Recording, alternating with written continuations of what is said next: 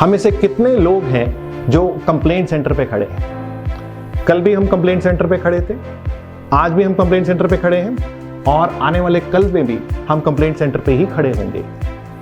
हम क्या सारी उम्र कंप्लेंट सेंटर पे ही खड़े रहेंगे? क्या हम ब्लेमर्स हैं जो ब्लेम करते हैं? क्या हम क्रिटिसाइजर्स हैं जो क्रिटिसाइज करते हैं?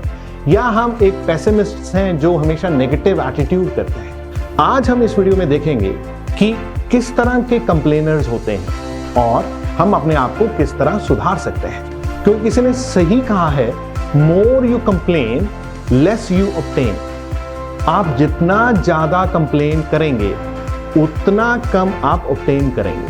Because when you complain you explain your pain for no gain. Once again, when you complain, you explain your pain for no gain. जब आप कंप्लेन करते हैं तो आप अपनी पेन को एक्सप्लेन करते हैं, गेन कुछ नहीं होता। चलिए देखते हैं कंप्लेनर्स कितनी तरह के होते हैं। कंप्लेनर्स 3 तरह के होते हैं। पहला, ब्लेम गेमर्स। दूसरा, करियर क्रिटिक्स। और तीसरा, नेगेटिव व्यूअर्स। सबसे पहले बात करते हैं ब्लेम गेमर्स की। ब्लेम गेमर्स वो लोग होते हैं जो ब्लेम गेम प्ले करते हैं। ये लोग अपने फेलियर्स के लिए, अपनी करंट सिचुएशन के लिए, अपने स्टेट ऑफ अफेयर्स के लिए पूरी दुनिया को जिम्मेवार मानते हैं। हर एक इंसान को या हर एक उस चीज को उन्होंने ये कहना है कि इन लोगों के कारण या इन चीजों के कारण उनकी आज ये स्थिति है।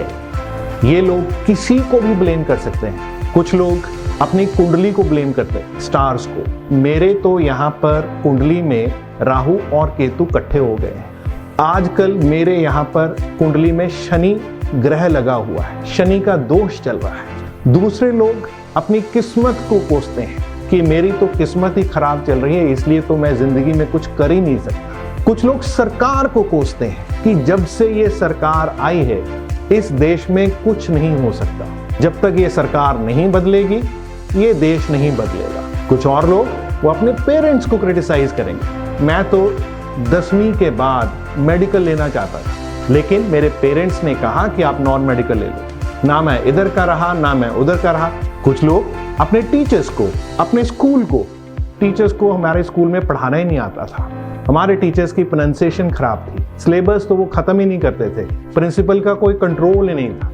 कुछ लोग अपने फ्रेंड्स को, 10वीं में मैं बिल्कुल ठीक था लेकिन 11वीं में मेरे नए दोस्त बने, दोस्त मेरे खराब थे, मेरे रिजल्ट अपने आप खराब हो गए। कुछ लोग अपने बॉस को, बॉस मेरा बिल्कुल ठीक नहीं है, ना वो टाइम पर आता है, हमेशा स्ट्रिक्ट रहता है, हमेशा स्कोल्ड करता रहता है, मैं इस कंपनी में कुछ कर ही नहीं सकता। और कुछ लोग अपनी स्पाउस को, पत्नी को या पति को, जब से मेरी शादी हुई है मेरी तो जिंदगी ही खराब हो गई। शादी से पहले मैं बहुत खुश था लेकिन शादी के बाद तो मैं बिल्कुल ही दुखी हो गया।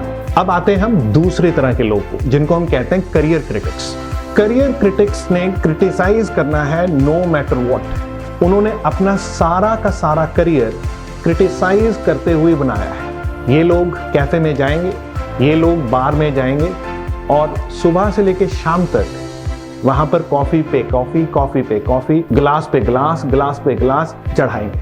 और डिस्कशन क्या होगी? क्रिटिसिज्म। अगर ये क्रिकेट को डिस्कस करेंगे तो क्रिकेट में किसी को शाबाशी नहीं देंगे, वहां पर भी क्रिटिसिज्म चल रहा होगा। इसके ऊपर एक सच्ची गाथा है। रॉबर्ट फुल्टन ने स्टीम बोट इन्वेंट की और हडसन रिवर के ऊपर उसने सबको दिखाना था कि स्टीम बोट कैसे बिना चप्पू के पानी के ऊपर दौड़ सकती है। अब जब लोग वहां पर जमा हुए थे उनमें से कुछ करियर क्रिटिक्स भी थे। करियर क्रिटिक्स ने कहा हो ही नहीं सकता, ये स्टार्ट ही नहीं होगी। अब ये लोग देखते रहे लेकिन उनकी आंखों के सामने वो बोट स्टार्ट हुई और पानी के ऊपर दौड़ने लगी। दौड़ती जा रही थी। अब ये करियर क्रिटिक्स पहले बोल रहे थे कि ये चलेगी नहीं और जब चल पड़ी तो उन्होंने कहा अब ये रुकेगी नहीं। सो ये जो लोग होते हैं इनका काम होता है क्रिटिसाइज करना। तीसरे तरह के जो लोग होते हैं वो होते हैं नेगेटिव व्यूअर्स।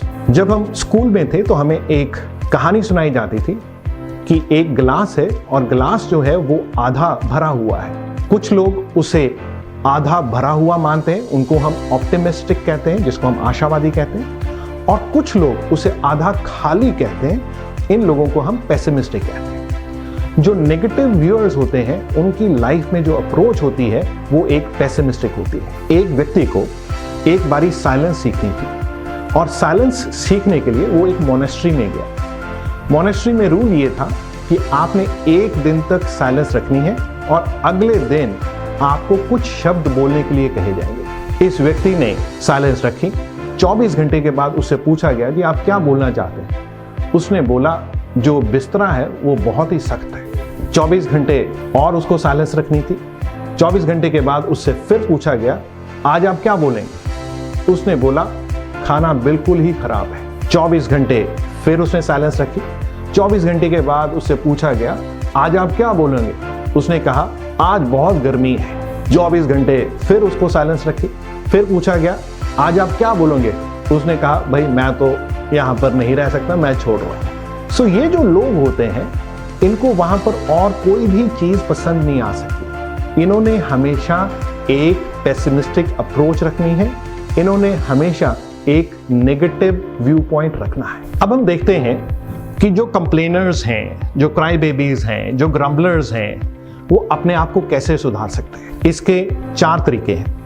पहला तरीका, do not complain again and again about the problem. आपको अगर कंप्लेन एक बारी कर दी है तो उसके बाद दूसरी बारी, तीसरी बारी आपको कंप्लेन करने की जरूरत ही नहीं है। देखते हैं कैसे। अगर हमें कोई एक जोक सुनाता है और हम बहुत खुश होते हैं, कुछ समय के बाद वही जोक दोबारा सुनाया जाता है, क्या हम उतना ही खुश होंगे? नहीं। अब हम सिर्फ स्माइल करेंगे। तीसरी बारी फिर वही जोक सुनाया जाता है कुछ समय के बाद, क्या अब हम हंसेंगे, स्माइल करेंगे कि बिल्कुल रिएक्ट नहीं करेंगे? इस टाइम हम बिल्कुल भी रिएक्ट नहीं करेंगे। इसी तरह जब हम दोबारा प्रॉब्लम के बारे में कंप्लेन करते हैं तो उसका कोई भी रिएक्शन नहीं होता। जिस तरह एक जोक के बाद हंसी खत्म हो जाती है, इसी तरह एक समय के बाद प्रॉब्लम की कंप्लेंट जो है वो खत्म हो जाती है। अब आ गया दूसरा तरीका। दूसरा तरीका ये है कि हमें एप्रिशिएट करना चाहिए। एप्रिशिएट क्या करना चाहिए? जो हमारे पास है। हम में से कितने लोग हैं जो अपनी एक उंगली 50 लाख में बेच देंगे? कोई हमें कहता है कि आप 50 लाख में अपनी उंगली दे दी, शायद कोई भी नहीं। हम में से कितने लोग हैं जो 10 लाख में अपना ये नाखून दे देंगे? शायद कोई भी नहीं। हम में से कितने लोग हैं जो अपना एक कान 1 करोड़ में दे देंगे? शायद कोई भी नहीं। अब आप ये देखिए, हमारी जो पूरी जो बॉडी है वो करोड़ों की है, अरबों की है।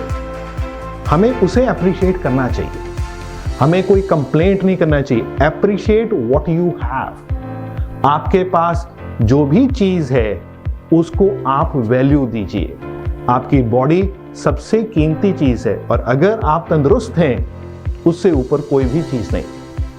तीसरी चीज है practice positivity, both in thoughts and in speech.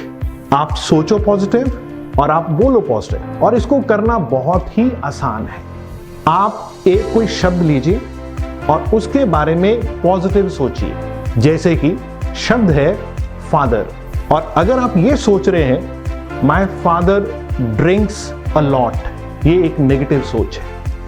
अब आपने सोच को उल्टा करना है, पॉजिटिव सोचो। My father is very hard working, my father is very honest.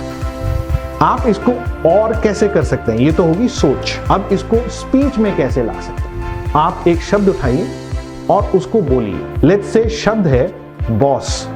आपको ये बोलना चाहिए my boss has good ideas, उसके आइडियाज बहुत अच्छे हैं।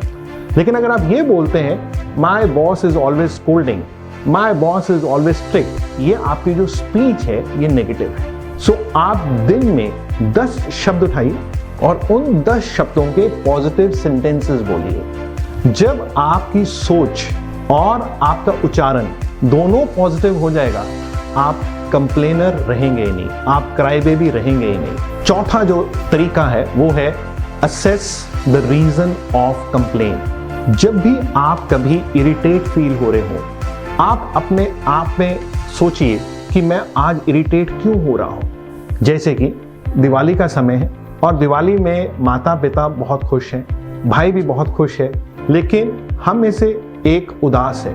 हर एक बात के ऊपर उसको इरिटेशन हो रही है कि लोग इतने क्यों आ रहे हैं, आज इतना हल्ला गुल्ला क्यों है, आज इसके दोस्त इतने क्यों आ रहे हैं, आज इसको इतना फोन क्यों आ रहा है।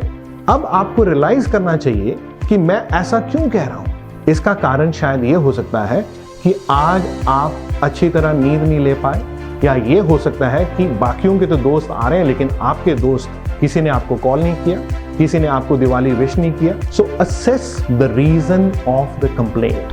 तो हमने ये देखा कि 4 तरह से हम अपने आप को इंप्रूव कर सकते हैं। पहला तरीका है do not complain about the problem again and again. दूसरा तरीका है एप्रिशिएट व्हाट यू हैव। तीसरा तरीका है प्रैक्टिस पॉजिटिविटी। और चौथा तरीका जो है वो है assess the reason of complaining. किसी ने सही कहा है, विनर्स सी द गेन जबकि complainers see the pain. Winners are always part of the answer while complainers are always part of the problem. Winners see possibilities while complainers see problems. Winners use soft words जबकि complainers they use hard words. So दोस्तों, complain करने का कोई फायदा नहीं, क्योंकि जो पहिया सबसे ज्यादा आवाज करता है उसको अक्सर चेंज कर दिया जाता है। There is no fun complaining, for wheel that squeaks the loudest often gets replaced. I repeat, there is no fun complaining, for the wheel that squeaks the loudest often gets replaced. आखिर में आपको मैं ये कहूँगा, ये छोटी सी जिंदगी है, इस जिंदगी को एक एक्सक्लेमेशन की तरह जीते हैं, एक एक्सप्लेनेशन की तरह नहीं जीते। Let's live life as an exclamation. Let's not live life as an explanation.